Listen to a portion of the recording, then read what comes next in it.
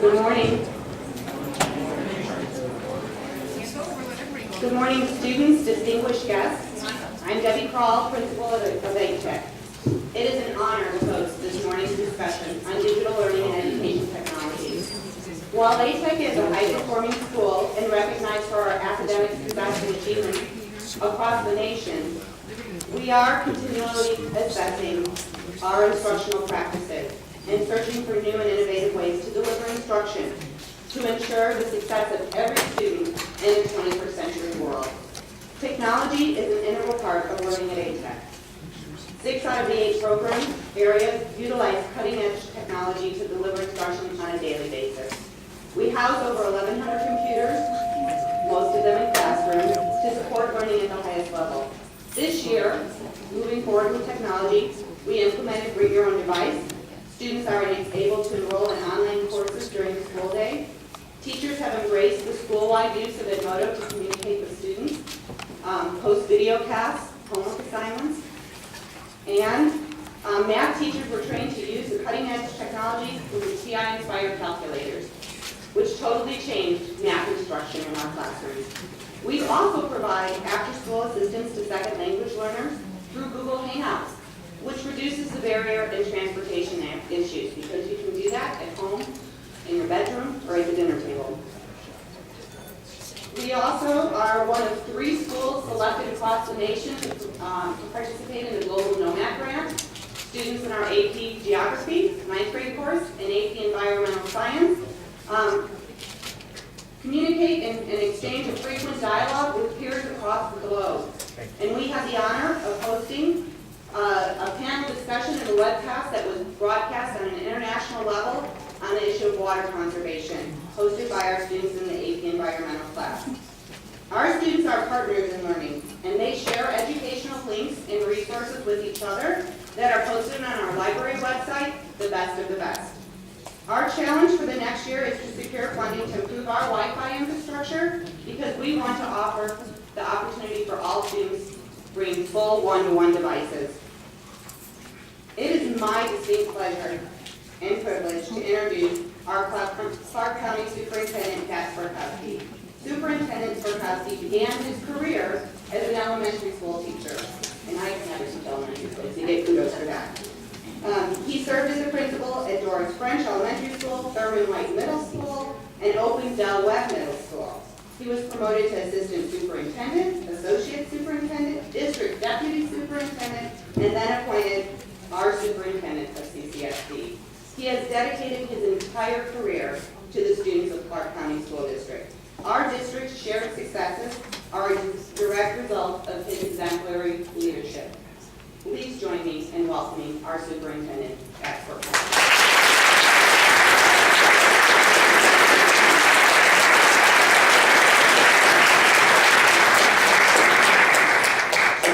Students, thank you so much. I know that you hate to be out of your classes and hate to get away from the work in your classroom on a daily basis, but thank you for taking some time. Today my day is about technology. I started out this morning in a meeting with a vice president from Microsoft and talking about ways that we can bring new and innovative technology aspects to the Clark County School District.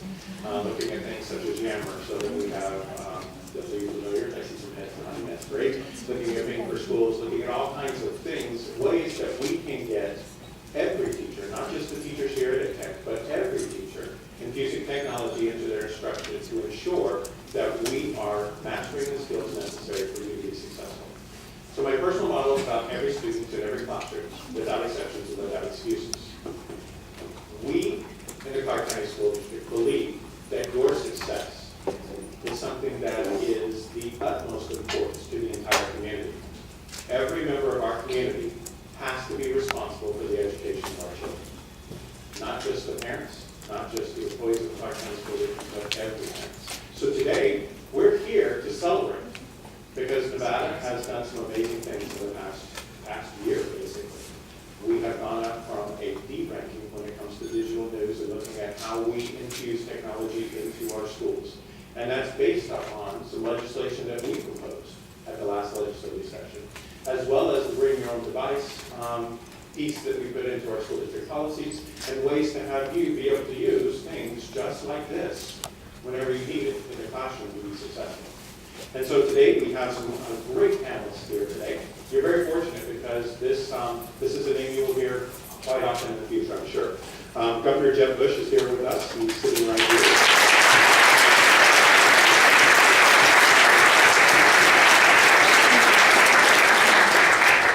The former governor of Florida and current chairman of the Foundation for Excellence in Education. I met with that group last week, actually, and had some great conversations with them to be able to talk about some of the things that Florida is doing to bring them here to the Clark County School District. He also is a graduate of the University of Texas. So everybody here thinking about being a Longhorn? All right, there you go. There you go. All right, awesome. Next to him in the center is Anton Sorkin. You are, yeah.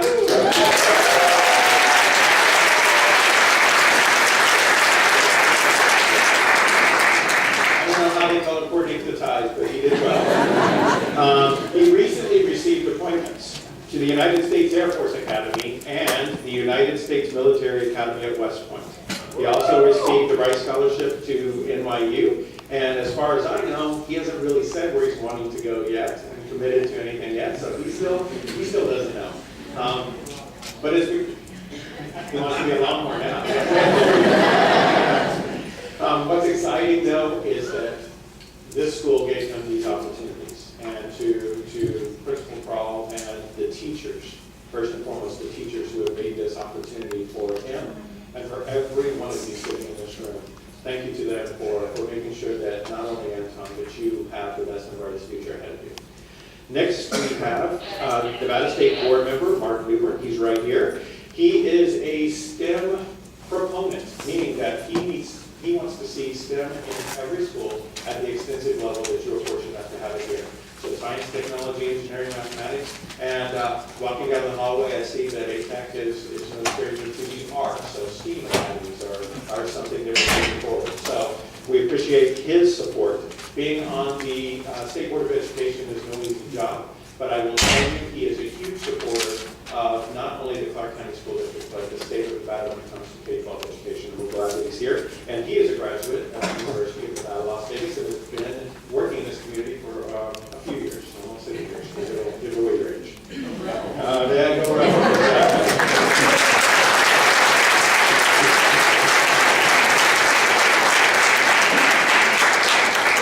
On the end, we have State Senator Joyce Woodhouse. She is the Senate Education Committee Chair, and she was a graduate of Carroll College and the University of Nevada, Las Vegas. She has been an employee of the Clark County School District for many years. She, like I, taught first grade many years ago, and then worked her way up through the school district, and her last position within the Clark County School District was in our partnership office, or Community and Government Relations Partnership Office. She is a huge supporter of education, K-12, not just for Clark County, but for the state as well. So we welcome Senator Woodhouse.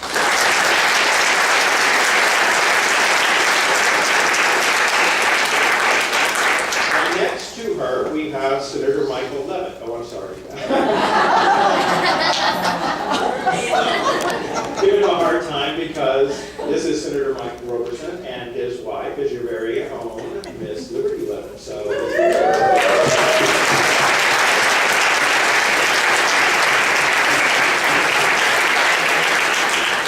He is a Senate Minority Leader and a graduate of the University of Kansas, so Jayhawks didn't have a good weekend last week. It was rough. I was pulling for him, but it was rough. And so he is a huge supporter of K-12 education and a huge supporter of looking at finance and funding to make sure that Clark County School District is getting its fair share. So we appreciate the work that he's doing on that.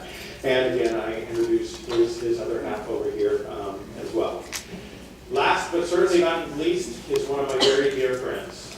She is going to be the moderator today. She's got a who's who list down here. She is currently serving as the chair for the Elaine P. Wynn and Family Foundation. I had you all that in there. It is a lot. She has been on the Governor's Blue Ribbon Task Force for Education Reform, my own personal task force for Blue Ribbon Task Force on Empowerment, the Nevada Partnership for Inclusive Education, Nevada PI. She has been involved with the Nevada Common Core Steering Committee, and she is a graduate of the University of British Columbia in Vancouver. She's She is. So I'm going to turn it over to her, but I will tell you, she has 3 students currently in the Clark County School District and is a huge supporter of what we do and just one of my favorite people in the world. So I'm going to turn it over to Ms. Method.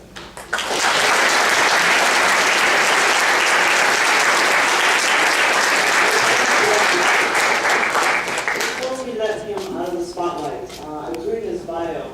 So he went to school as a regular public ed student for 12 years, no problem with us. He's got an associate's degree, a bachelor's degree, and a master's, so add another few. So he had a first day of school for 16 plus years. And then every August since 1988, he's been showing up for the first day of school here at Clark County. So I just want to honor you and thank you on behalf of all of us and countless others that you'll never meet that are better off for your efforts. So thank you.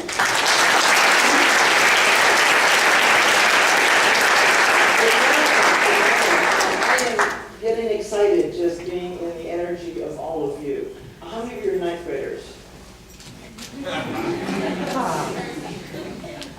I just wanted to see if any of them snuck in, because I've got one. They're a sporty little devil. 10th graders. 11th graders. Seniors. Congratulations. I know you're doing the number of days. How many days left? Like 37. Yeah. 37 hours, 15 minutes, 10 seconds. I remember. It was a long time ago, I remember. We got a panel, and we're going to have 35, 40 minutes. There will be an opportunity for you to ask you questions, so store them up, because this is not an opportunity that's available to any of us most days of our lives. And here we are, 315 million Americans, and there's a couple of hundred of us in this room with the opportunity to pose our questions to Jeff Bush. So grab hold of that and don't let that opportunity pass. Just to do a little bit of limbering up, if you go to the gym, you do some light stretches. So before we go to the heavy-duty weights, let me ask some warm-up questions. Ready? First, iPhone or BlackBerry? What do you got? iPhone has got it turned. Oh, iPhone has got intended. We have a throwdown. How about you guys? I have a BlackBerry in my official portrait when they kicked me out the door as governor, but I have an iPhone now. I lost. It was a sad day when I got rid of my BlackBerry. They never kept up. It is a problem for the world. You don't constantly improve either as a person or an entity. You don't survive. So I will keep going. It's a sad day. I actually thought that this would be like rapid fire, or we're just sort of walking through an emotional issue. Thank you for loving us enough to be that authentic and honest. And how about you? Well, I have an iPhone now, but it's getting to that age where I might need to put it out of its misery pretty soon. So, maybe iPhone, maybe Android. Just throwing it out there. What are you curious? iPhone. iPhone. My newest one is an iPhone, and I've had it about 6 months. So we're doing great. I'm still learning. So when was the last time that you tweeted something? I do not tweet. That sounds like a I am not going to count. declaration. Yesterday. Yes. Like an hour and 2 minutes ago. But he's counting 43 days, 7 hours. Governor, how about you? This morning. This morning? Yesterday on women in STEM education. Lovely. And nice that you got the topic in too. Good job. What is your favorite online game? Angry Birds, Farmville, what's your wasting your time playing right now? Senator Roberson, what do you? You know, I don't play online games, but I live on Twitter, as my wife will tell you. I get all my news, politics, sports, world events, where's the missing plane, you name it. I'm Governor, what do you? I play solitaire if I'm tired. And I put on picture because you can cheat. It's quite fun. Teach me how to do that. I used to play RuneScape.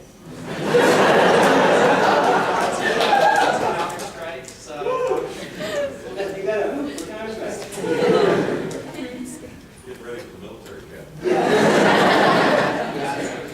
World of Warcraft for a long time.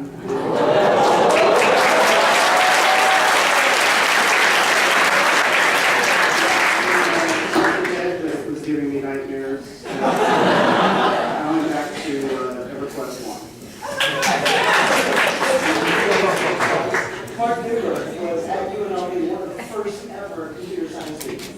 30 years ago. So we started when he was 4. That's how we asked you to describe it. Next question. What was your favorite subject in high school? What did you love most? What subject in high school? Hang on. Well, English was my second language. I'm not going to use that. English, because, I don't know, I was saying earlier, like my first AP English class, since English is my second language, was like a smack in the face. But, like, overcoming that, so definitely English. That's lovely. And also, it's really good compliment for teachers knowing the way that you have. The slack you was going to make you love it. As a parent, I want to talk to those teachers. I like math, and I like my computer programming class. I think he's a nerd. He thinks he might have been a nerd. And look how well it turned out. Governor, what about you? So I had kind of a flip to your class. I took a Spanish course in high school that was harder than I thought, much harder than I thought I could accomplish. I was reading the great works of Unamuno, Borges, Cervantes. I had no clue. It was so hard. I had a headache, but I mastered it. It was not so much the course, it was the mastery of something I didn't think I could do. It was really pretty cool. And now, I'm bicultural, bilingual, and it's been pretty helpful in my life. He also married well. Casi, estoy casado con una mexicana.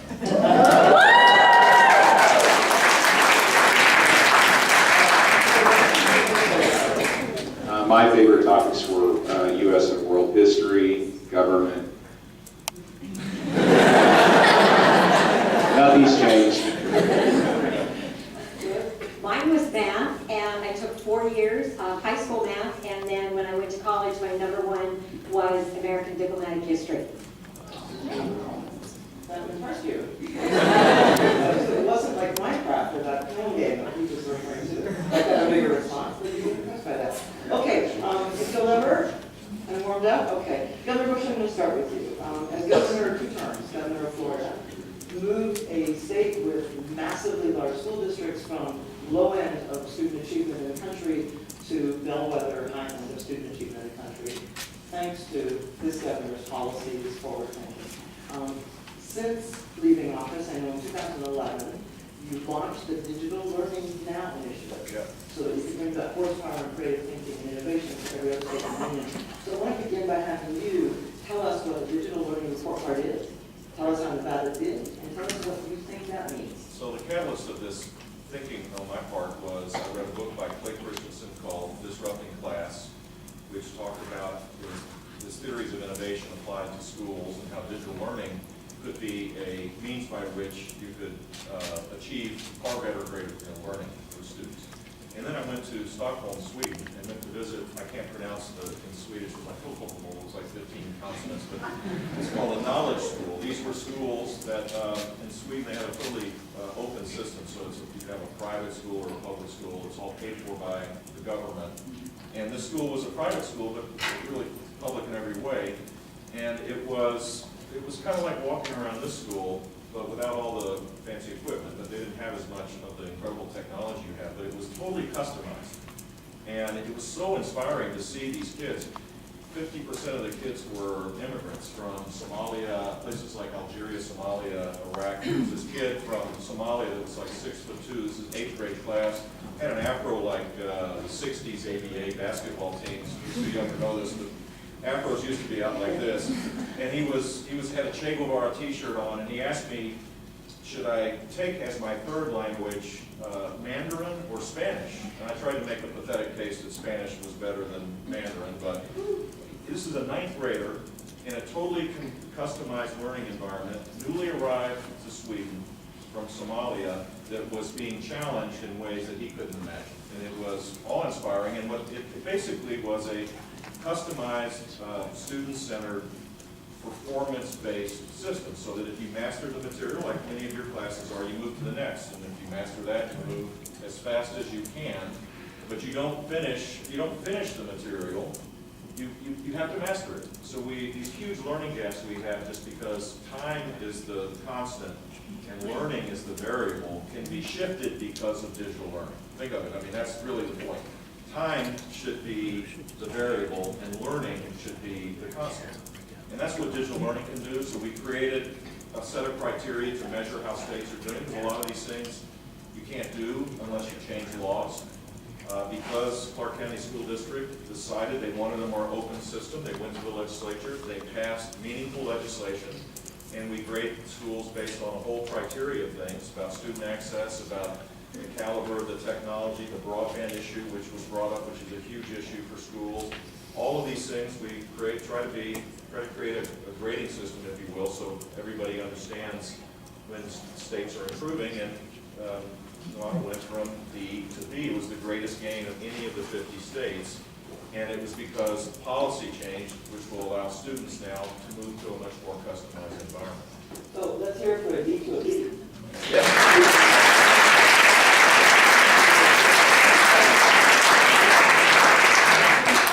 So the governor makes reference to the innovative and courageous changes in the law that allow the states to move from a D to a B. It is the authority that belongs to the lawmakers who make those laws. And so I look at the lawmakers right here and ask either or both of you describe what you did and what is yet still to be done. Okay, well, Senate Bill 58 was the one that really opened the door for us after the 2015 legislative session. It came to, I was chairing the Education Committee on the Senate side. It came to us from the Interim Study Committee on Education, and Joyce Haldeman is sitting over there, and she was one of the lobbyists who really kept our nose to the grindstone to get this bill passed. There was some concern with it originally, but they managed to take care of all of our concerns. And I think the thing that it opened up for all of us was the opportunity to make this more available to students across the state. The bill took away the limitations that were in the bill, or that were in the law, so that we can make these kinds of programs affordable and available.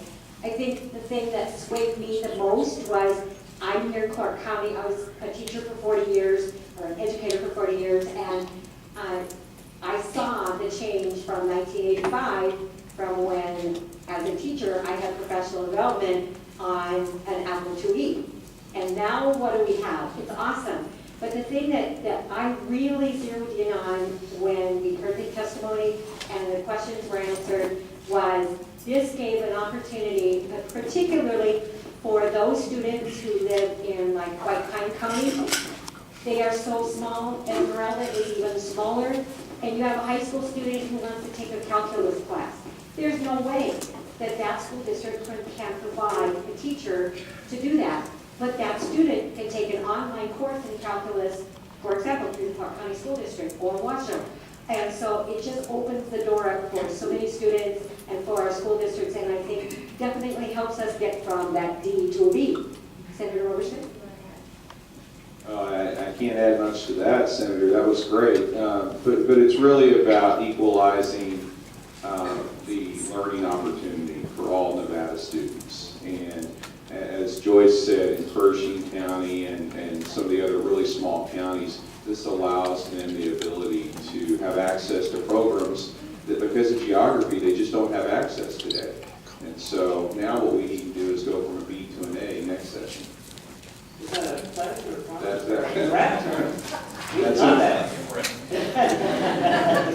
That's an earnest goal, and it'll be a bipartisan goal, and we're going to make it happen. Beautiful. And he's too very well, so we know we're good shape to make that commitment, right? Beautiful. Mark, I want to ask you, so 30 years ago, one of the first computer science students, look at where we are in terms of making available a different kind of education for all. And actually embodying what the governor talked about, that is a new day and time, when time is the variable and the learning is the concept. Where do you think we still have to go to realize the access to opportunities to extend that we've always been attained? Okay, I'll take everybody back. I have an iPhone 5S, whatever the latest model is. And when I grew up, I had a rotary phone that was on the wall in my kitchen next to the refrigerator. But I knew the iPhone was coming, the sci-fi fan. Then I had a touch-tone phone with You a didn't 30. have sci-fi back then because you didn't have cable. But it's still working with lifetime electricity, I think. And I have 3 channels. But then I had a touch-tone phone with a 30-foot cord, and it was my first mobile phone because I could take it to any room in my house. And then I had a wireless phone that was the size of a brick. And it was hooked to a battery pack that was 2 bricks. But I always knew the iPhone was coming because the visionaries told us that was coming. Okay? Where we are now, I think the difficulty is that people don't yet understand what you do when you go home. Okay? You're going home, you're logging into virtual environments, you're chatting with guildies who live across the country, you're listening to spatialized 3D audio. The technology is so far ahead of where the schools are. Okay? Right now, we've done a good job in expanding access. You can now, kids can now take courses and not be in school. Okay, so we've done that. We've done a good job. Kids who would probably drop out now can now finish school. But compared to where we're really going to go with digital learning, okay, we're really adding the 30-foot cord right now. Okay, we have so far to go. The kids in the room understand that when I used to grow a plant in my science class, they could probably, if education was caught up, they could probably grow a whole rainforest in a 3D model and take their class through a virtual tour of it. Okay? The promise of digital learning is not just that the access is expanded, it's that we're going to make it better. The goal of this class actually should not be to make it better, it should be to make things obsolete, just like the iPhone made my rotary phone obsolete. Sci-fi tells us that the future of education is going to be so engaging and so exciting through the use of computers. Okay? We have that to look forward to. You can look forward to that future like I look forward to the iPhone. Okay? This is where we can really go. It's just, it takes time. You know, you got the phone with the 30-foot cord, okay, it's better than what you have, but we have so far to go. We should be thinking of how the release of your 9th grade material will be greeted with the anticipation of the release of the next Grand Theft Auto. Your parents should be yelling at you to get off the computer with your friends and stop doing your Algebra 2 missions and go to bed, okay? This is where your class is going to have to take us because you know what I'm talking about, and most of the teachers don't. Okay? So that would be my vision. Right? I want to be that parent yelling that directive. So Anton, when it comes to you, and let me reflect for all of you what you will already know, but share this with all of you in case you're not aware. ATAC was ranked the top high school in Canada and ranked 304th nationally. And I don't know how long the list that 304 workplace is, but it's a long list, so 304 is really good. And what is astonishing when you're talking about this place is that you had 62, almost 2/3 of you participated in advanced medical training. 2/3, and 82% of you passed those APs. So we talk on, in terms of the floor, around the things that must be done, access to everybody, application of technology differently, that's the floor. And then at the ceiling, we've got this. So I would say to you,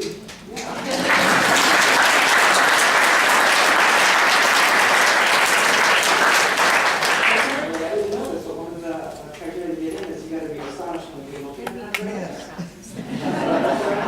So look at you.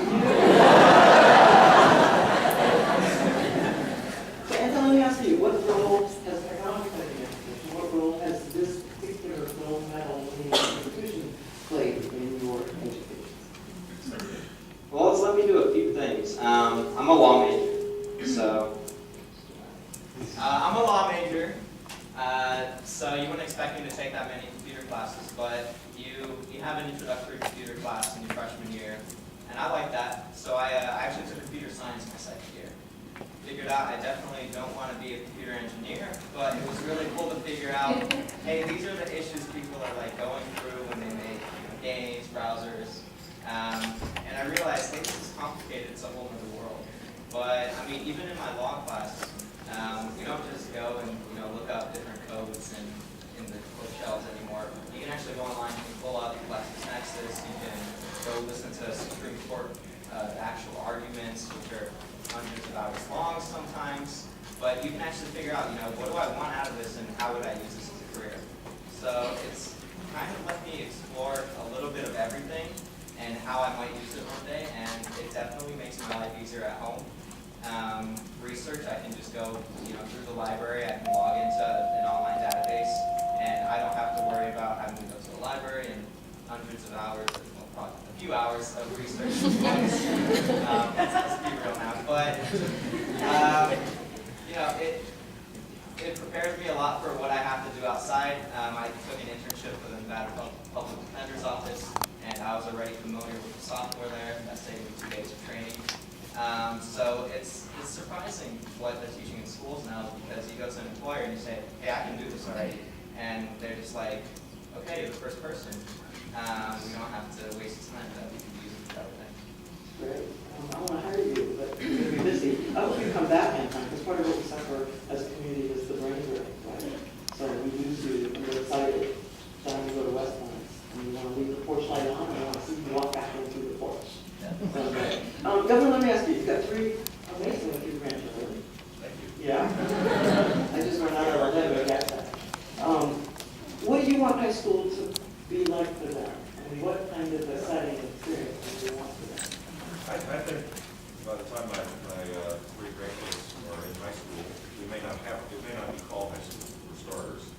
It may be a continuous learning environment. The way I see this, the optimum means that I don't know what the technology will look like.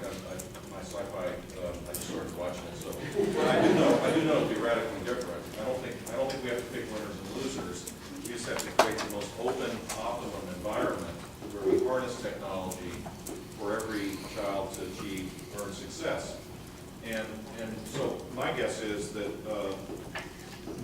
look at technology. We have some sound issues here. My guess is what I would want to see, first of all, my grandchildren, your youngest brothers and sisters, and you yourself are going to live, the life expectancy for your age group is going to be over 100 easily.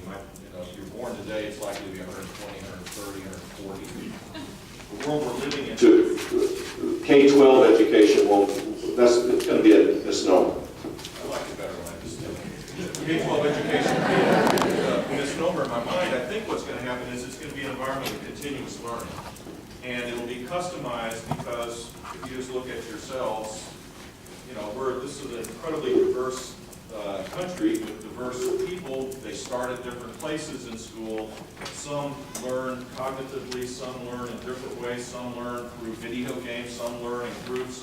And the power of technology will be to develop software to basically guide teachers in this learning environment where you may have the same peers in your classroom as you go through this experience, but you may be doing 4 grade levels ahead of another friend of yours who may have learning disabilities or may have a tough time reading, but everybody will have a chance to reach their God-given abilities. That's what technology will it's not a question of when, a question of if, it's a question of when. And the when, I think, will happen in states that are creating the most open systems that will ruffle a few feathers. This is not a simple thing. We just say, we're just going to have technology be applied in the classroom. Well, the collective bargaining agreement kind of gets a little, people in the collective bargaining process get a little nervous if the content's provided some other place. If software development supersedes how you organize your classroom, people get nervous. The funding sources, maybe you should be taking college course level work. Who's going to pay for that? You have a lot of different political issues, and the states that figure out how to open up their system will create the greatest surge in learning, and this will be a renaissance in learning.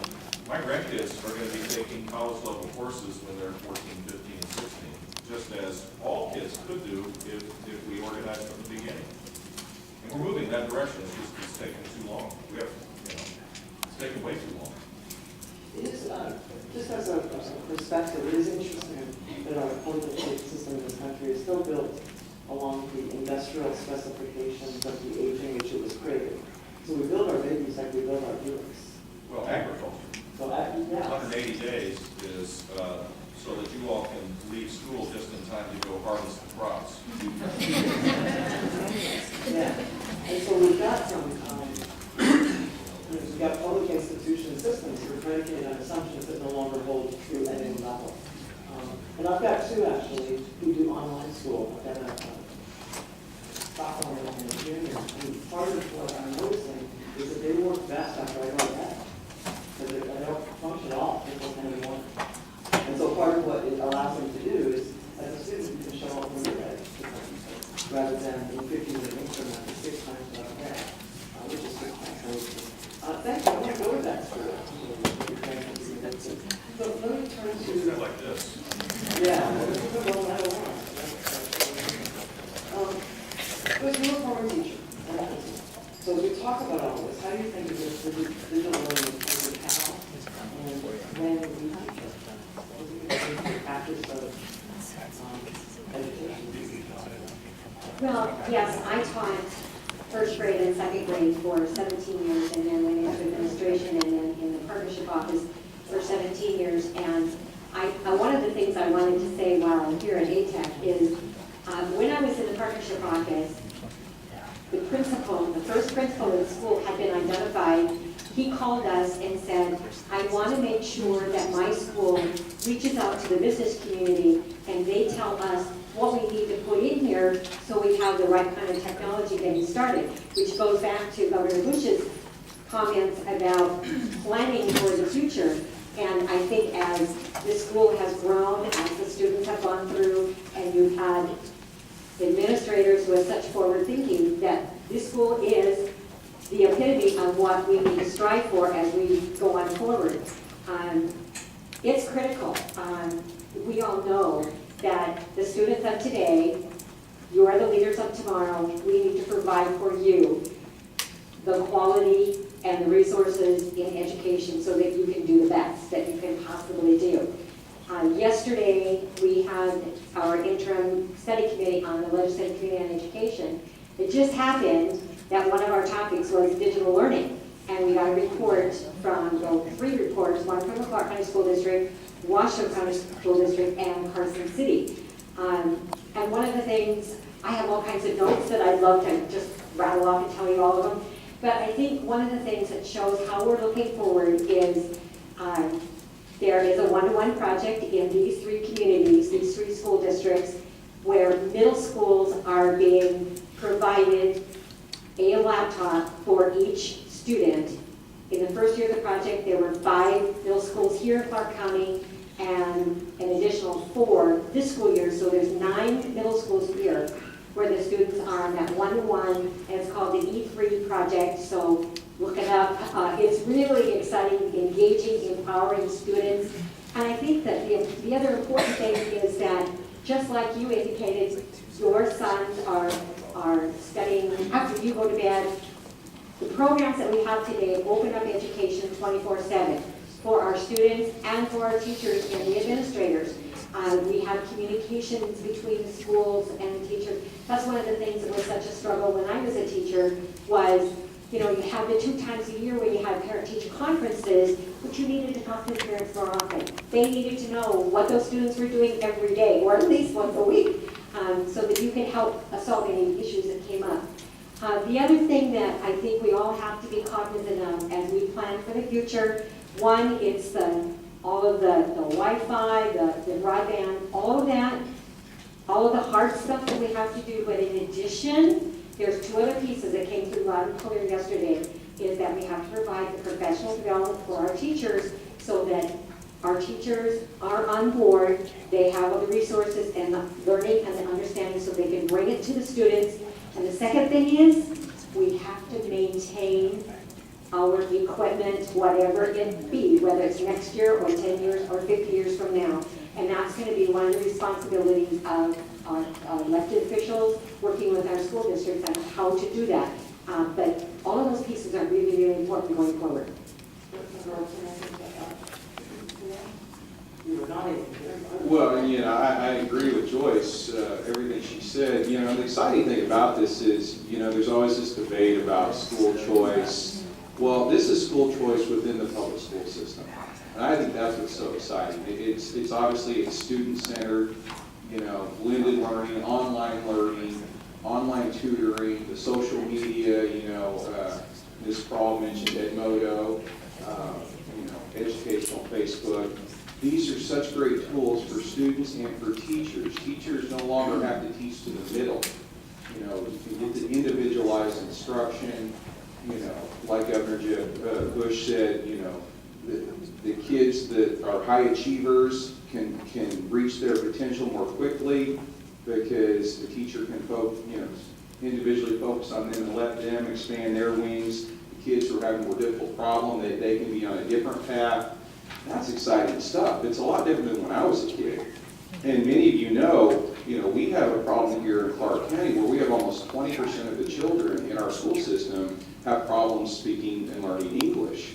Well, technology and technology-based solutions can be a huge asset to fixing that problem and, again, equalizing opportunity and access to learning. So this is just really, really important stuff, and I'm just excited that we're moving in the right direction on it.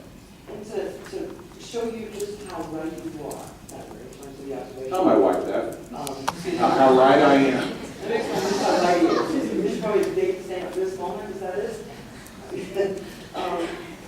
2/3 of the student body here represent minority kids. 2/3. And there's almost 1/3 of students at this school that feel every day with him with poverty. And so that whole student achievement gap, which Governor Bush in the state of Florida was a very big battle for you. And part of what you're going to do something different. This, I think, we stand as an example that when poverty is an issue, and certainly in our community it is, in our state it is, and diversity is an asset in our community and our state it is. This is the best example of how we benefit and strengthen and equalize and level playing fields and sort of lift opportunities and potential. So beautiful. Any response to the treatment gap? Because you did yeoman's work. Yeah, I mean, one of the things that is important is to have high, lofty expectations. I hope that you all have had classes that you started and you're going, oh my God, this is like really hard. And halfway through you're going, this is hard. And you finish it, you go, wow, I just accomplished something that when I started I didn't think I could do. And that's too many places in our country, the expectations are dumbed down to kind of try to get to the lowest common denominator rather than saying, look, let's start with the premise that every person in this classroom has a God-given ability that we need to figure out how to maximize and raise those standards and expectations and create a real challenge. That's hugely important. So the standards and how you assess the standards and how you create an environment where students learn is really important. And your state and many states are now going through the process of raising standards, and it's quite traumatic. But it's really, you have low expectations, low standards. It doesn't matter. Technology won't be applied to maximize the benefit. And the other thing, that just wandering around the school here, this is something I think about a lot now.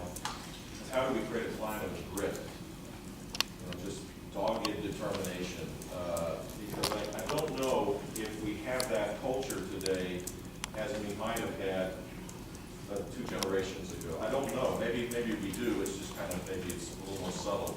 But I think the idea of higher expectations also creates an environment of determination, because you all have to, you can have all the coolest technology in the world, all the gadgets and great teachers, and you can have high expectations as you do, but you have to go get it. You have to really, you have to go after it. And that determination, I think probably happens here more because you're taking courses that seem to be more relevant than the kind of the broader general courses that a lot of students have. I just hope, I hope you stick with that determination, because it'll give you a huge advantage going forward. I'm not sure our schools are designed to create that culture of determination yet, but that would be another forward-leaning kind of concept. That's beautiful. Every morning I have a same conversation in the household, so that two are able to drive, I do. And then we have wheels. They'll have wheels, and so they talk a lot about what they want. Right? They want the Beamer, they've got the color, they want the model. And then my question is, great, what are you willing to do? And right now, the best answer is, I'm willing to have you buy it for me. So what I keep explaining to them is, you don't have a want, you have a fantasy. Fantasies are good. They're actually helpful sometimes. They're engaged in fantasy, and let's not confuse for a minute. Anything you want, and we're willing to go and do whatever it takes, as you have demonstrated. Two-thirds of you took advanced placement classes. That's willingness. 82% of you pass those advanced placement classes.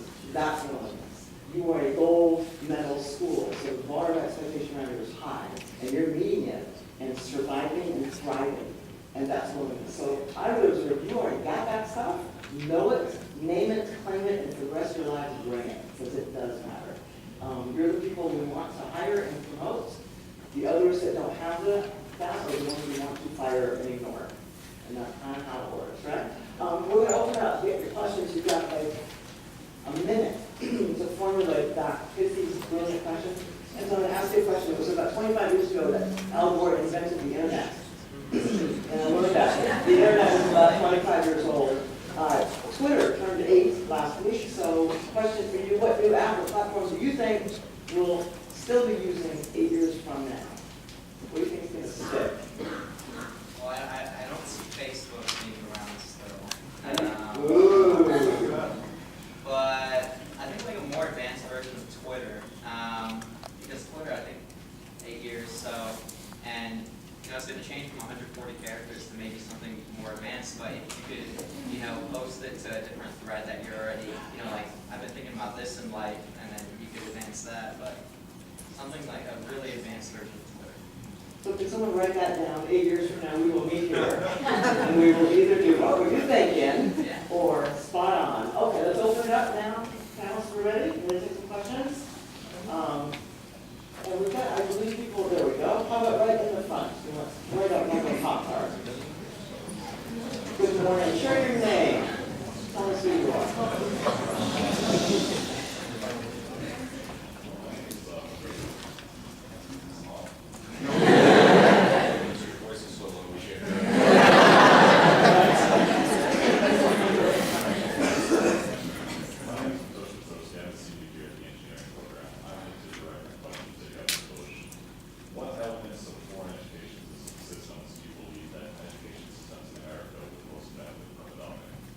That's a great question. There's a lot of, everybody hear the question? No. The question, I'll try to repeat it. What elements of other countries' education systems should we be looking at to apply here? And I was going to say, there's a lot of discussion about this.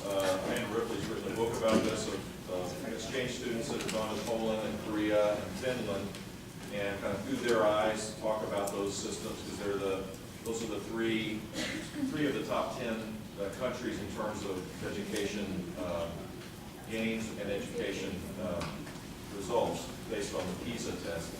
And when I read that book, and when I went to Stockholm, as I said, and saw this customized learning experience, I think we need to find an American solution for starters.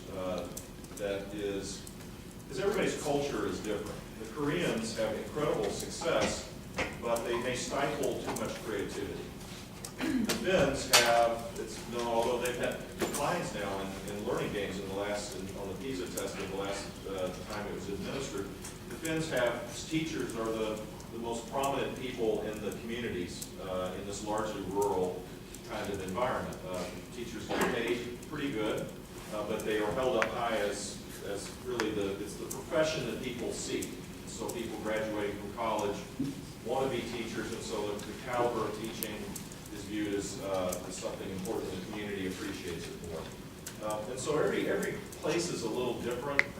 I think we can apply some of the innovations maybe school by school, but our solution should be uniquely American. I would argue it should be based on customizing, shifting the power from the adults to the students, that we create a customized learning environment, and we lead the world in that. So that's an American solution. We have the ability through technology, software development, high-quality content, wireless technology, to create a totally different environment where students learn at their own pace and their own way. We don't need to go outside the country to do that. I would say teaching needs to be more of a profession and less of a collective bargaining process where there are units of production. That industrial model doesn't apply to 2014. So great teachers measured with accurate data on how like-kind students have learning gains should be rewarded extraordinarily higher than they are today so they can stay in the classroom. And teachers who struggle need help, of course, we need to remediate, but if they're continuing not to hit it on all cylinders, this is really important. They should be asked to do something else. Most of the collective bargaining makes that difficult. So that's a uniquely American suggestion, I think. So high standards, different accountability, and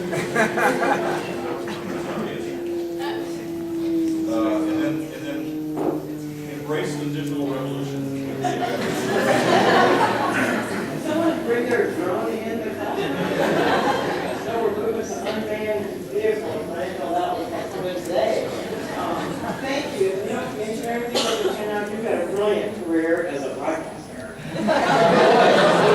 Next question. We go to that quadrant. So there's a hand up to that quadrant. There you go. Hello, I'm a senior. I'm Joseph Chung, a senior in the engineering program, and I'd like to know what do you think is the next big step in legislation? We already have some meaningful legislation passed. What do you think are the next key pieces to improving the education as we know it? Beautiful. The legislators. Have you gone to Governor Hugh? Well, the two of us will make a stab at it.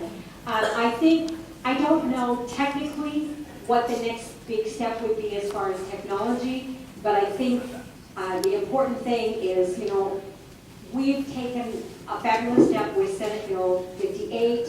We also did with Senate Bill 345, giving some emphasis behind our STEM initiatives. And I also agree that we need to add the arts to that. But I think what we have to do is continue those efforts, make all of our school districts, or provide all of our school districts more dollars so that this can happen. One, that they can get the hardware, the software, the maintenance, and the professional development. Those are going to be my 4 things that I'm going to be talking about a whole lot. But I think that's where we need to go because, just like I said, we have 9 middle schools doing the one-on-one where each student has the iPad. Well, we don't have just 9 middle schools in the Clark County School District. There's what?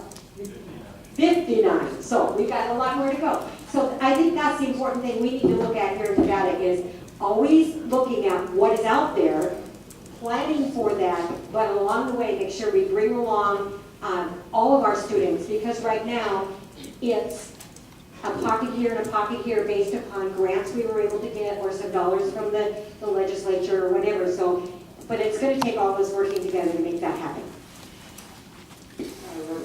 Yes. You know, first thing we need to do is be communicating with the school districts and finding out what they need, what barriers they need broken down to achieve what schools like ATEC and other pilot programs are achieving. And we've got to invest in infrastructure. We need to have a wired education system. Every school in this state needs to be wired. And that's going to take funding, that's going to take resources, but that's what we need to do. The infrastructure is important. We've got to communicate with the school districts. We've got to look at what the other states are doing. That's why the report, Governor Bush's foundation report that shows what other states are doing, we need to be looking at that so we can get that aid next year and provide more opportunity to all the students in the state. Marjorie, you know the State Board of Education, anything else to add to that?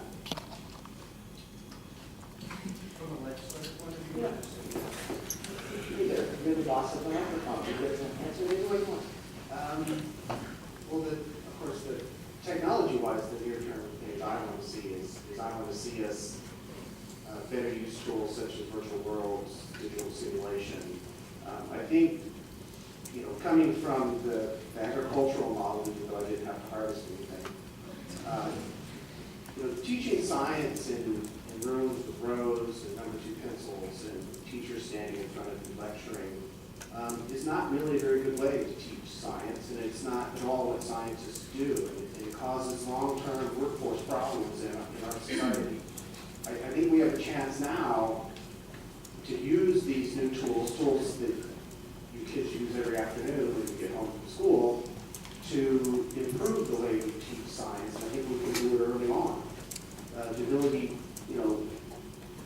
why build a little mobile of the planets? If you could do a digital simulation, you could build your own solar system. Okay?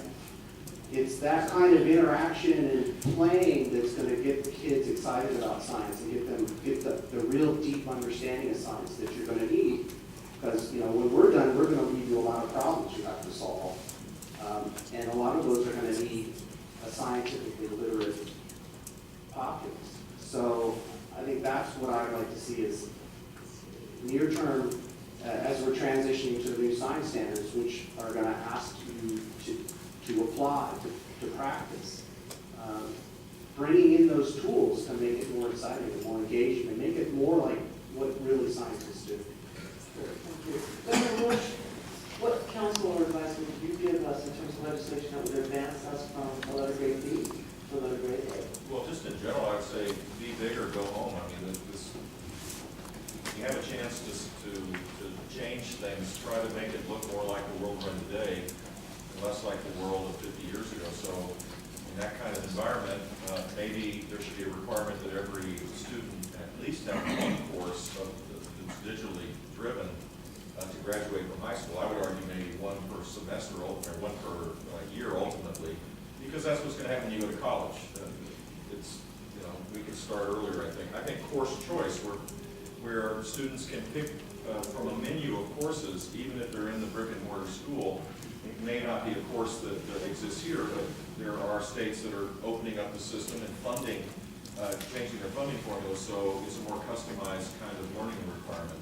I would think that maybe the state would look at expanding this incredible AP infrastructure that you've built here across the state by providing incentives for teachers to be trained to be AP teachers.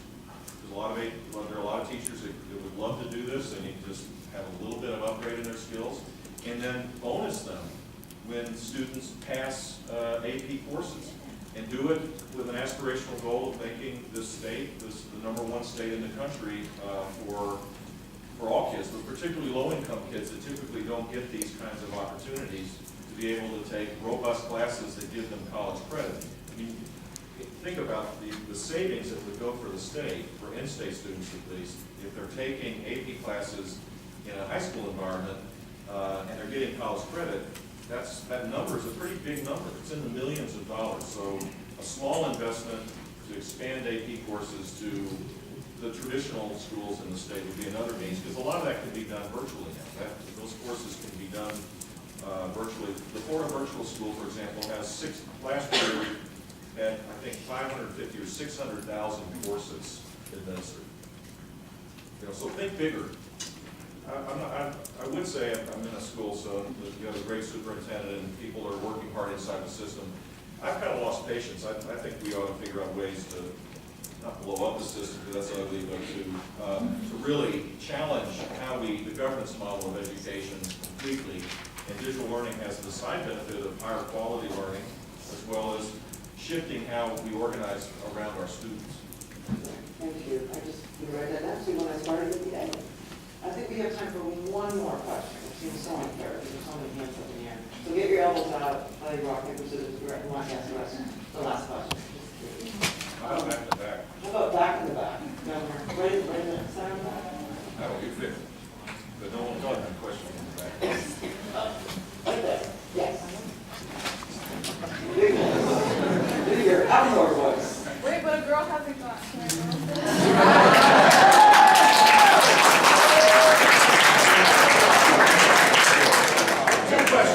We got 2 questions. Yeah, girl power. Hello, thank you for taking my question. My name is Matthew Mannell. I'm an 11th grader here at Aiken in the computer science program. We're clearly moving towards a information revolution when it comes to the way we view education. You use the term industry. And the industry of education is clearly spanning from the private to public sectors. So how would you foresee the public sector will be affected in terms of jobs in education if this revolution goes forward in such a sci-fi way?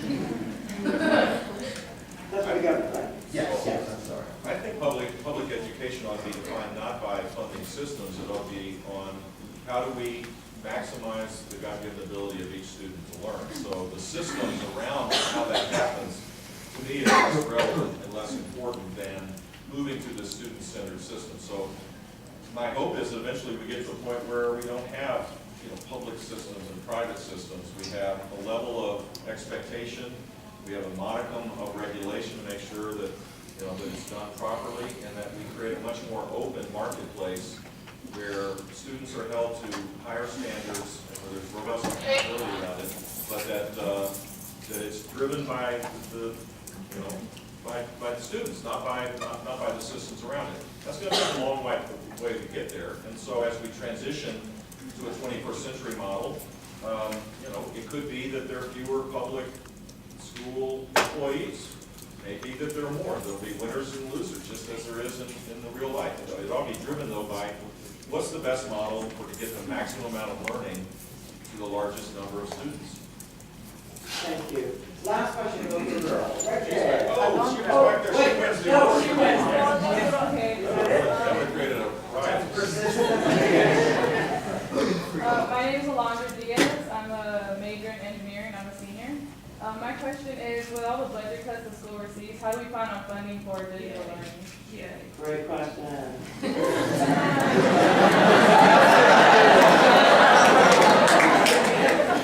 I'll start. First of all, I think that the budget this year there's a pretty dramatic increase for starters in defense of folks that had 2 years or 3 years of real struggles for sure.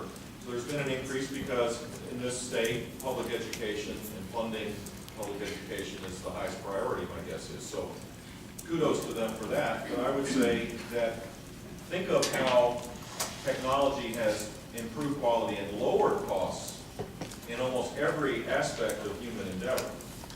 I mean, the idea that somehow you have to spend more to get a result is totally contradictory to almost every aspect of how life works today. That's the power of technology. It's the power of scale. It's the power of measurement. It's the power that takes out extraneous costs and focuses on outcomes that technology can bring. So start with the premise that schools and funding for schools could look like how successful enterprises are run in almost every aspect of our life. We're lowering costs when we harness technology in most places, and that could apply for education as well. Great perspective. Thank you, Evan. Well, to answer your question, first of all, we need to focus the dollars where the students are at. We need to focus money in the classroom. And I'll just tell you, we do need more money for our educational system. And last session, I proposed to change the way we tax the gold mining industry, to make it more comparable to how the gaming industry is taxed in this state. It didn't pass, but I'm sure it will come back next session. There are ways, in a fair and equitable way, to obtain more revenue for education, and I know that Senator Woodhouse and I are committed to doing that. And I would add to what Senator Roberson has shared with you. Presently, there is a task force working on revising the K-12 funding formula. You may have read in the newspapers or saw on television how our funding formula was developed in 1967. We've had some tweaks in it along the way, but it does not take into consideration how Clark County, Southern Nevada, has changed over the years. Our huge spurts in growth, the changing demographics in our population, and that funding formula needs to take cognizant action to make a change there, and that is going on, and we're going to have that before us in 2015. I really look forward to having a funding formula that will distribute the dollars that we do have in a more equitable and fair way, particularly for Southern Nevada, because a lot of our dollars have been going to other counties. I don't want to take anything away from them, but we do need to take care of the needs of our students here. As Senator Roberson said, our public education system is for the students, and we have to look at that first. That is the most important thing that we can do. That's great, thank you. So wind out, we're going to do some exercise coming out of the gym too. Final question, 1 or 2 words. Right now, stretching. Right now, what are you grateful for? Senator Willis. I'm grateful for the opportunities that I've had all of these years that I've been in Southern Nevada to be a teacher, to continue to work in education and do my very best to try to make things better for all of you, all of the students out there in our state, as well as those that are going to be coming after you, because I think that's one of the things that I can bring to the table. Okay. That's not 2 words. Yeah, that was, you exceeded the word count. Senator Roberson. 3 things. Number 1, I'm really grateful that we're having this discussion on moving the state forward. Number 2, I'm really grateful we've got a tremendous leader in this country, Governor Bush, here. It's a real honor and a privilege for all of us.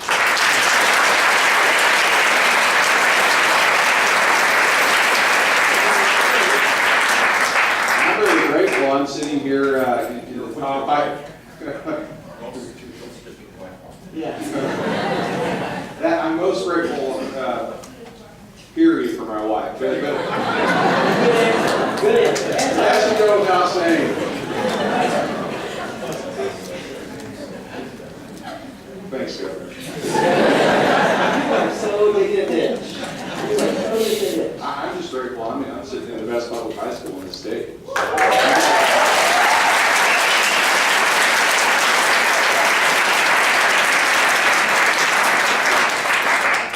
Piggybacking off of that, I'm happy I go to the best public school in the state, and I'm proud to be an American.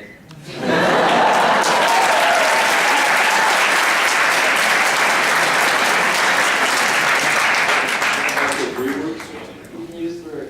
My 3 grandchildren.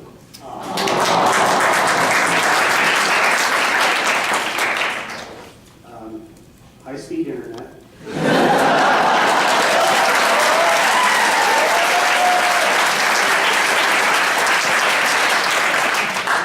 And the chance that my grandkids there's still the aspiration, they're still looking forward to the future with the idea that it's just going to be as exciting as we went through in the past. Very good.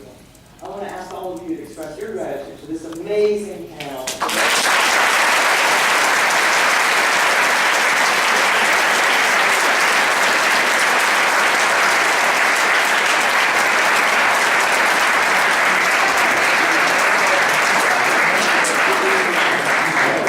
Thank you all for being here. We want a special thank you to Amanda who made this fun.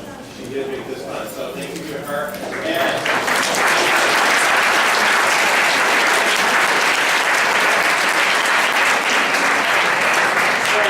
the opportunity to tweet about it, put it on Instagram, let everybody know what happened today, that we are changing the way that education is going to look in the Clark County School District and state of Nevada. So thanks for what you guys do. Students graduate, go to school, and come back and give back to the community that gave you this amazing high school to go to. Don't forget that. All right, thanks so much.